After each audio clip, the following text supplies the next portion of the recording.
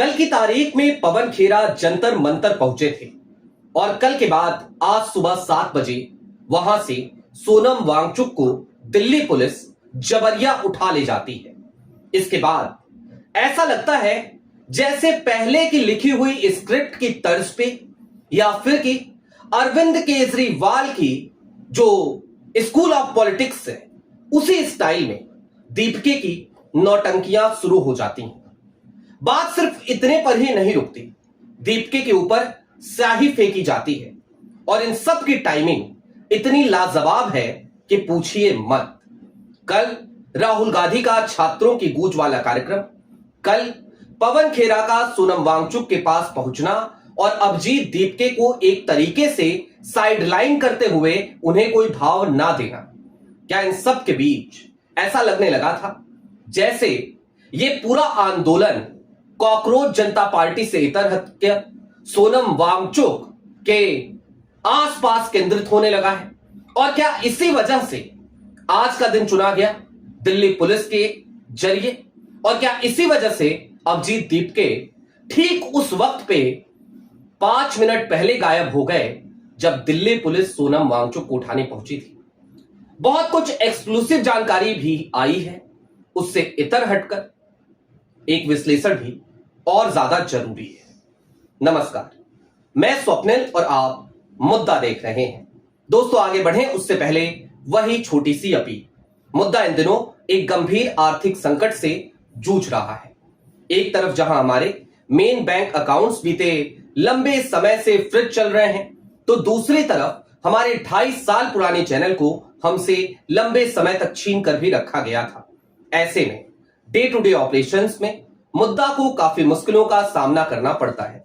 लिहाजा आपसे गुजारिश है, यदि आप चाहें तो स्क्रीन पर दिख रहे क्यूआर कोड या फिर के नीचे दिख रहे यूपीआई नंबर्स के जरिए मुद्दा की छोटी छोटी मदद जरूर कीजिएगा, ताकि हमारी बेबाकी यूं ही बरकरार रहे। अब आगे बढ़ते हैं और जरा ये समझने की कोशिश करते हैं, डिकोड करने की कोशिश करते हैं कि आज जो कुछ भी हुआ इसके पीछे एक स्क्रिप्ट है, प्री रिटन स्क्रिप्ट है। ऐसा हमें क्यों लग रहा है और आपको भी क्यों लगना चाहिए। कई लोग सुबह वाली वीडियो पर आकर के सहमति तो जता रहे हैं, लेकिन इक्का दुक्का लोग ऐसे भी हैं जो ये कह रहे हैं कि स्वप्निल जी आप सीजेपी को बदनाम कर रहे हो। दोस्तों, किसी भी आंदोलन को बदनाम करना हमारा काम नहीं है। हमारा काम किसी भी आंदोलन की मंशा को समझना और उसे आसान भाषा में आपको समझाना है। हम सिर्फ अपना काम कर रहे हैं। खैर, व्यक्तिगत बातें बाद में, फिर कभी या फिर शायद कभी नहीं। बातें तो सीजेपी की आज की जो भी डेवलपमेंट हुई तब से लेकर अब तक उसकी। 7 बजे सोनम वांगचुक को जब दिल्ली पुलिस डिटेन करने पहुंची, उससे 5-6 मिनट पहले तक अभिजीत दीपिका वहीं मौजूद थे। सोनम वांगचुक के बगल में बैठे हुए नजर आए। उस वक्त की एक तस्वीर भी आई और उस तस्वीर के जरिए यह बताया गया, जो वहां पे साथी मौजूद थे उन्होंने ही खींची और भेजा और कहा कि अभिजीत दीपिका कहीं गायब नहीं हुए, तो वहीं बैठे थे। तो ऐसा क्या हुआ, कौन सी मैसेजिंग आई कि अभिजीत दीपिका 5-6 मिनट पहले तक वहां थे और अचानक से अपने दोस्त के घर चले गए। दूसरी तरफ इससे आगे बढ़कर के देखिए, सोनम वांगचुक को वहां से दिल्ली पुलिस उठाकर ले जाती है। उनकी पत्नी सफदरजंग अस्पताल पहुंचती हैं। वो वहां पर जूझ रही हैं, लड़ रही हैं। क्या सीजेपी का कोई प्रवक्ता वहां पहुंचा है? क्या आपने विजेता दाहिया को वहां देखा? क्या आपने सौरभ को वहां देखा? किसी को भी देखा? जवाब है नहीं। अब पूरा का पूरा जो सीजेपी का प्रोटेस्ट है वो अभिजीत के इर्द गिर्द केंद्रित होने लगा है। अब आज की सबसे बड़ी हेडलाइन क्या बनाने की होड़ चल रही है कि सोनम वांगचुक को दिल्ली पुलिस ने उठाया तो अभिजीत दीपिका सामने आए और अभिजीत दीपिका एक नायक की तरह, एक हीरो की तरह वो अनशन पर बैठ गए हैं। अनशन पर बैठे हैं, 20 तारीख को संसद कूच करना है, 48 घंटे का अनशन करेंगे। सोनम वांगचुक कब से बैठे थे? तो जवाब है 28 जून की तारीख थी जब सोनम वांगचुक अनशन पर बैठे थे। आज 21वां दिन था, वो लगातार अनशन पे थे। इसके साथ ही साथ नेहा बोरा, आमीन और मनीष जो आयसा से हैं, लेफ्ट की छात्र इकाई से हैं, वो लगातार 21 दिन से वहां अनशन पे बैठे हुए हैं।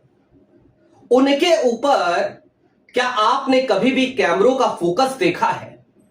क्या उनके ऊपर आपने किसी को स्टोरीज करते देखा है? जवाब है नहीं। अब आज अचानक क्यों ये सब कुछ हुआ, जरा उसको भी समझिए। जो मुझे समझ में आता है मैं आपको वो समझा रहा हूं, वही बता रहा हूं। आप कमेंट बॉक्स में अपनी राय जरूर मुझे बताइएगा। इतने दिनों से एक बात चल रही थी कि राहुल गांधी का समर्थन नहीं मिल रहा है। उसके बाद परसों की तारीख में केसी वेणुगोपाल ने सोनम वांगचुक के हेल्थ को लेकर के एक चिंता जताई और उन्होंने बकायदा एक ट्वीट किया। जैसे ही केसी वेणुगोपाल का ट्वीट आता है, उसके तुरंत बाद 16 तारीख को सोनम वांगचुक ने केसी वेणुगोपाल ने ट्वीट किया। कॉकरोच जनता पार्टी का उन्होंने जिक्र नहीं किया, सोनम वांगचुक का जिक्र किया। उसके बाद वहां पर कांग्रेस के राज्यसभा सांसद, राहुल गांधी के करीबी नेता, कांग्रेस के तेज तर्रार प्रवक्ता, मीडिया सेल के चेयरपर्सन पवन खेरा कल सुबह सुबह पहुंच जाते हैं जंतर मंतर, जबकि कल का उनका कार्यक्रम बहुत व्यस्त था। कल उन्हें देहरादून भी जाना था, कल वो देहरादून गए भी थे छात्रों की गूंज कार्यक्रम, लेकिन उससे पहले सुबह सुबह वो पहुंचते हैं जंतर मंतर पे। सोनम वांगचुक से बातचीत करते हैं, सोनम वांगचुक की हेल्थ को लेकर के चिंता जाहिर करते हैं, उन्हें समझाते हैं और कहते हैं कि सरकार से इस तरीके से लड़ना कोई फायदे का सौदा नहीं है। ये सरकार आपकी बात नहीं सुनेगी, क्योंकि इस सरकार का एक ट्रैक रिकॉर्ड है, ये किसी की बात नहीं सुनती, ये लोकतांत्रिक तरीके से नहीं चलती। पवन खेरा जब मीडिया को बाइट देते हैं तो भी ये सारी बातें ही कहते हैं। और अभिजीत दीपके एक साइलेंट चेहरे की तरह या फिर कि एक पुतले की तरह उन तस्वीरों में केवल नजर आते हैं, लेकिन उनके चेहरे से हवाइयां उड़ी हुई थी। अगर आपको याद हो, अरविंद केजरीवाल पहुंचे थे तो तस्वीरें आई थी, अभिजीत दीपके को गले लगाया था, खूब वायरल हुई थी तस्वीरें। वो सोनम वांगचुक से कहीं ज्यादा अभिजीत दीपके पे फोकस कर रहे थे। लेकिन कल जब पवन खेरा पहुंचे तो उन्होंने पूरा फोकस सोनम वांगचुक पे किया। कांग्रेस लगातार सोनम वांगचुक के साथ तो थी, लेकिन अभिजीत दीपके के साथ नहीं। अब ऐसे में सीजेपी के स्क्रिप्ट लिखने वालों को, और जिसकी चिंता या आशंका बार बार जताई जा रही है कि ये स्क्रिप्ट तो दिल्ली दरबार में लिखा गया, शाह साहब के ऑफिस से लिखी गई, तभी तो रेड कॉर्पेट बिछा दिया गया था। अभिजीत दीपके जैसे ही उतरे एयरपोर्ट पे, लो भैया परमिशन, हमारे खिलाफ प्रदर्शन करना है, जाओ करो। जो सरकार लगातार आंदोलनों को दबाने के लिए जानी जाती है, दमन करने के लिए जानी जाती है, उस सरकार ने अभिजीत दीपके का रेड कारपेट बिछा करके स्वागत किया था। तो सवाल तो उठ रहे थे। तो ऐसे में स्क्रिप्ट लिखने वालों को शायद ये चिंता सताने लगी कि भाई अब तो कांग्रेस की भी एंट्री हो गई है, और कांग्रेस वैसे भी छात्रों की गूंज जो कार्यक्रम चला रही है, या एनएसयूआई या यूथ कांग्रेस का जो प्रोटेस्ट चल रहा है वो बड़ा हिट जा रहा है। कल का छात्रों की गूंज कार्यक्रम भी हिट ही गया देहरादून में, बावजूद उसके बहुत सारे ऑब्स्टेकल लगाए गए। जैस्मिन सैंडलर्स, जिनकी टिकट की प्राइस 1500 रुपए से शुरू होती है, उनके कार्यक्रम को फ्री एंट्री, कोई टिकट नहीं था, उसके बावजूद राहुल गांधी के कार्यक्रम में भीड़ पहुंची, जैस्मिन सैंडलर्स का टेंट खाली रहा। तो वो एक चिंता। अब ऐसे में अभिजीत दीपके कैसे नायक बने, कैसे हीरो बने? सोनम वांगचुक के प्रति देश की सहानुभूति जा रही है, लेकिन हमारे मोहरे का क्या? हमारा मोहरा तो बिल्कुल ही साइलेंट मोड में चला जाएगा अगर कांग्रेस इन्वॉल्व हो जाती है। तो इन तमाम चिंताओं के बीच आज की तारीख तय की गई कि कोई बात नहीं, आज एक काम करते हैं, सोनम वांगचुक को ही उठा लेते हैं और फिर अभिजीत दीपके के जरिए एक ड्रामेबाजी करा देते हैं। 48 घंटे तो अभिजीत दीपके भूखे रह ही लेंगे, रह लें। अब 20 तारीख को क्या होगा? पहले से सब कुछ स्क्रिप्टेड है। 20 तारीख को जैसे ही संसद भवन की तरफ कूच करने के लिए अभिजीत दीपके चलेंगे, वो जंतर मंतर की बॉर्डर को भी क्रॉस नहीं कर पाएंगे, जंतर मंतर से बाहर भी नहीं निकल पाएंगे। वहीं पे उनको डिटेन किया जाएगा और ले जाकर के हॉस्पिटलाइज किया जाएगा। उसके बाद उनको 2 दिन बिल्कुल आराम से अस्पताल में रखा जाएगा और फिर उनको उनके घर रवाना कर दिया जाएगा। यही होने वाला है। आज ये जो स्याही फेंकी गई, इसमें भी एक बड़ी मजेदार चीज है, शायद आपने नोटिस किया नहीं किया। अभी अभी वहां पे जब डॉक्टरों की भेष में सिविल ड्रेस में दिल्ली पुलिस पहुंची और सोनम वांगचुक को लेकर के गई, तो हम ये उम्मीद करते हैं कि सीजेपी के लोगों को बड़ा सतर्क हो जाना चाहिए था। वो हो भी गए होंगे। वो अपने पहचान के लोगों को ही अपने आसपास रखने की कोशिश कर रहे होंगे। सोनम वांगचुक के ऊपर स्याही कहां फेंकी गई, क्या आपने ये नोटिस किया? जवाब है ठीक मंच के ऊपर, यानी मंच पे खड़े थे अभिजीत दीपके बिल्कुल सामने, और उनके पीछे से एक महिला आती है। वो पहले से मंच पे खड़ी है, वो आती है, वो अभिजीत दीपके के ऊपर स्याही फेंकती है। कैसे हो जाता है ये? कैसे संभव है? उस महिला को मंच पे एंट्री कैसे मिल गई जिसे आप जानते नहीं हो, और वो आके आपके ऊपर स्याही फेंकती है? और फिर अभिजीत दीपके कहते हैं कि भाई नीला रंग मेरा रंग है, मुझे पसंद है, नीला रंग मुझे पसंद है, जय भीम का नारा लगाते हैं।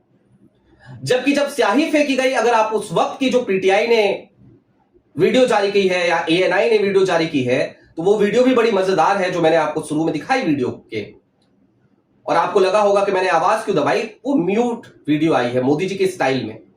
मोदी जाते हैं ना विदेशों में बात करने, ही खीखी करते हैं जब, तो म्यूट ऑडियो आती है ताकि पता ना चले मोदी जी क्या बात कर रहे हैं। या मीटिंग्स होती हैं तो उस तरीके की म्यूट वीडियो, तो उसी तरीके से स्याही वाली भी म्यूट वीडियो चलाई गई है।